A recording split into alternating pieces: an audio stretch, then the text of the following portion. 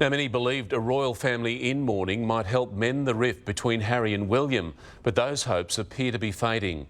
The Duke of Sussex was the first to leave Balmoral following his grandmother's death, with some reports that his wife Meghan was told to stay away.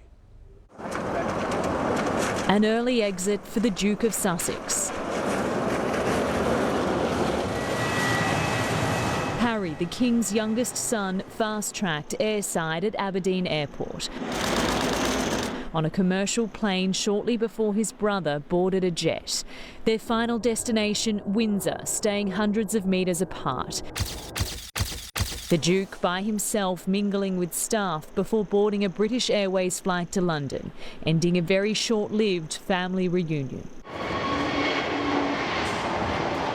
The Queen, still magnanimous and loving to the end, would have wanted him to go to Balmoral, would have wanted to give her grandson a hug. The last to arrive at Balmoral and the first to leave after his wife Meghan was reportedly blocked from attending. It's gone from pretty much bad to worse from the Sussex's side. Harry and Meghan are expected to delay their trip home to California and instead remain here in the UK until the Queen's funeral. Their home, Frogmore Cottage, here on the grounds of Windsor Castle, just a stone's throw from the Cambridges. Kate seen in Windsor for the first time since the Queen's death, her husband William leaving Balmoral just hours after Harry, a sign the brotherly rift is as deep as ever. I'm sure he will be very much a part of the funeral. He's lost his grandmother.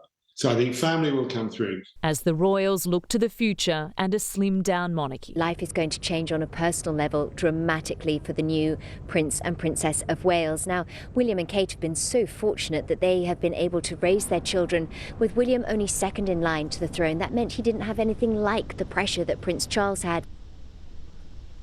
Despite tensions in the royal household and Harry's dismissal of his royal ties, he remains in line for the throne. With the proclamation of King Charles III, Prince William becomes the heir in waiting.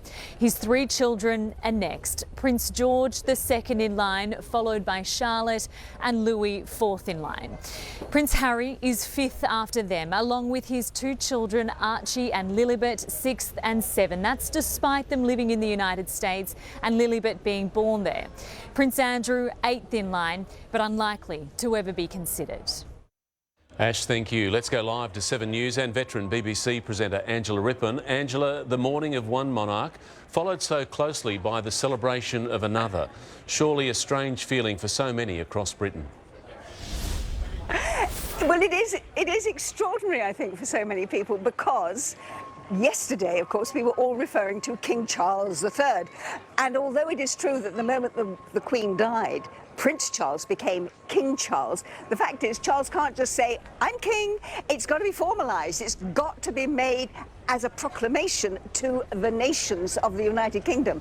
And that is what is going to happen today at the ceremony that we're going to see later this morning, the accession with the members of the Privy Council all now confirming that indeed Prince Charles has become King Charles III, and that will be declared here at St James's Palace, then in the City of London, and then tomorrow the same proclamation will be made in Scotland, then Northern Ireland, then Wales, so that the entire nation knows that Charles really is officially King Charles III.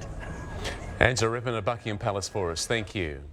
And Natalie Barr and David Koch will be live in London from 5 a.m. tomorrow for a special edition of Weekend Sunrise.